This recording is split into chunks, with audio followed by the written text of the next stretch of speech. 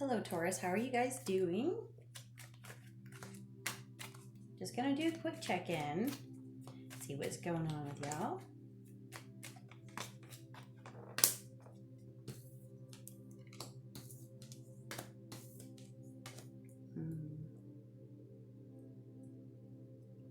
Death card. In recent past, some of you guys did not want to walk away from something. So I think it walked away from you. Now you're having to juggle and weigh out what you want to do.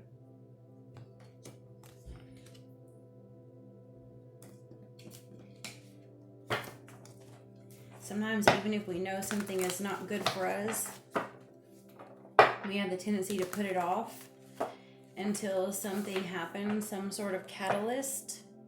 For some of you, you may have walked away with the juggling. Some of you may not have walked away yet, nor the other person, but it's there. It's right at the door. It's knocking.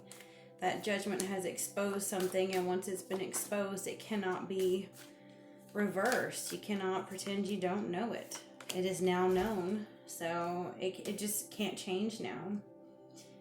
I think you were in a situation you already knew was bad for you, but you get attached. You get attached to people. I have Two of Cups and Queen of Swords. Some of you might have really wanted to defend this love and this relationship and keep it, save it. Try so hard to save it. Judgment again, guys. Come on. What do you think this is telling you? Ah! Star card too. Oh my goodness, look at all the majors. Look at that, in a row.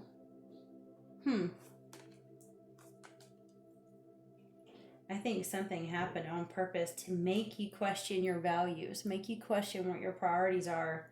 What is your genuine hope and dream in this life? What do you really want?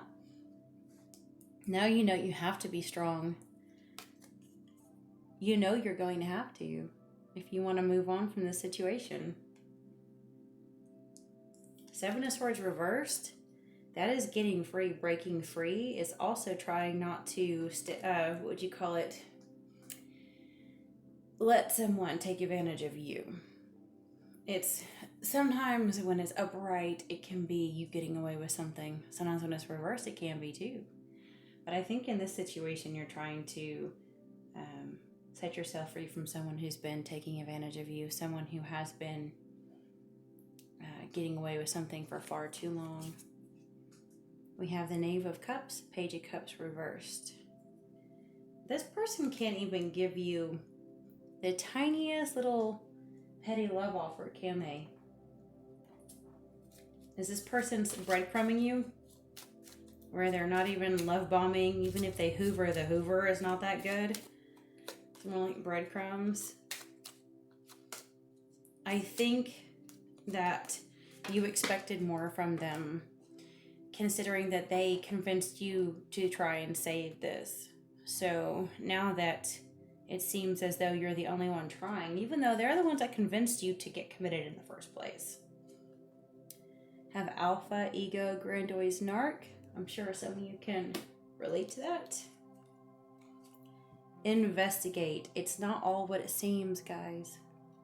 There's something behind the scenes you need to look for. Something hidden.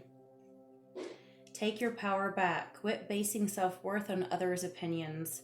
Recenter and express your unique purpose in life unapologetically. Can we meet thinking of you always? That could be this. It could be that little casual offer. Hey, can we meet? Can we go get some coffee somewhere? Have a drink somewhere? And then they make you pay for your own drink too, even though they're the one that asked you to go meet them up somewhere. Don't you love it?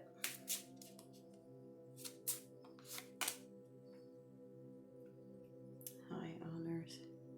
This person thinks very highly of themselves, don't they? A pleasant letter. I'm telling you, I think this person if they haven't yet, they're going to be texting you asking funeral.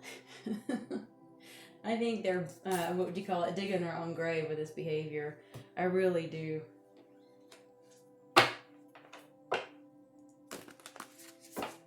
They just need to keep you hooked, that's all. And you know that now. You've kind of caught on that that's what they do, the game that they play. Uriel and the Sphinx. I'm going to read that one for you guys. The Archangel Uriel stands before the Sphinx under a full moon. The Sphinx is usually shown with the body of a lion, indicating strength, and the head of a king, showing authority and intelligence. But more than this, the Sphinx represents the enigmatic and inscrutable, the silent holder of truth and the ancient mysteries of the world. Here, the Archangel Uriel connects and confers with the great source of mystery.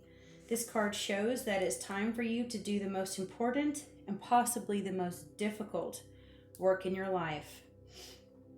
The digging and inner discovery that takes you to your deepest self and your deepest power. Even the Great Sphinx had to be dug out many times from the blowing desert sands that buried it up to its neck. And you must dig diligently too. You may have to chip away at the rock-like substance of your old beliefs and histories so that you can get to the truth inside. But don't worry, you have begun already, and you've made considerable inroads. There's also someone here to help you, Uriel, whose name means fire of God. You can work directly in your meditations with this archangel for self-understanding, transformation, and guidance. Also, be on the lookout for someone in your daily life whom Uriel has sent. This could be a teacher, a mentor, or even a new friend who shares a kinship with you about this inner quest. It is a relationship of great value that comes in a time of profound power. Don't diminish the importance of this phase. It is this work that leads you to your initiation and to your higher power. You know what I was thinking while I was reading that? If this new person comes into your life, someone that actually benefits you and kind of helps you level up, so to speak, that other person, I don't care what other people say, okay? Not all egotistical, narcissistic people are super psychic or possessed, but they kind of use their own form of intuition too, and it's usually a really crooked form, right? They can sense whenever you're moving on. They can sense whenever you're happy. Have you guys noticed that? It's almost like they have this little evil devil sitting on their shoulder going, hey, go text so-and-so. They're forgetting about you. And they just, like a good little soldier, they do what that voice tells them to do. And I think if you actually have met someone or will meet someone who's really good for you, they're going to lose it. And they're going to kind of, tickle that fancy and be like, hey, you remember we had a lot going on and you really cared about me. And I thought you said you never give up on us. And I know I was hard on you, but you promised you'd always be there for me. And they're going to try to find those little wounds that can trigger you into that trauma bond to pull you back in. And you don't want to let them sabotage this new, healthier relationship. They just want to distract you from your future and for what you're meant for,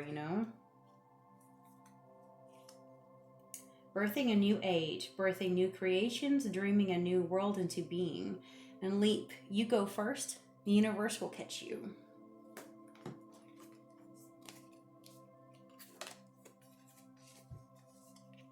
No, wait, postpone, pause, and say no. Y'all know what that's about. The Great Gathering. It's all coming together. Intuitive hits. Soul Tribe. Yeah, I know Aries was dealing with someone petty, and they're really coming into their own reality of spirituality and intuition, and I think they want to be around those types of people. And it looks like you might be doing that as well. Coming together into intuitive hits and Soul Tribe. I think you guys are ready to move on to something that is in more alignment with your highest good. Let's see, I might pull one of these and then that's it. These are just like kind of like spiritual advice cards. I think this deck is called Spirit Junkie. It's really precious. I think some of you bought these. It was gifted to me, but if some of you bought these, you could use these for morning meditations. I love to take this deck and that deck sometimes. This one is the Work Your Light. And sometimes in the mid-morning, I might pull these just to kind of realign, or before bed, just to realign myself so that I make sure my thoughts are in alignment with, you know, I don't believe in toxic positivity, and a lot of this movement can have that. I don't want to be out of balance, but I do believe that we can actually get knocked out of alignment, because I was describing this to my son, how our thoughts and our behavior is a lot like gravity. You know, you throw a ball in the air and it's going to fall down, and that's how our thoughts are. You know, it doesn't matter how hard we try to be positive. We have the tendency to, anything that bad happens, they kind of fall down and get heavy. You know, you fall to that lowest vibration.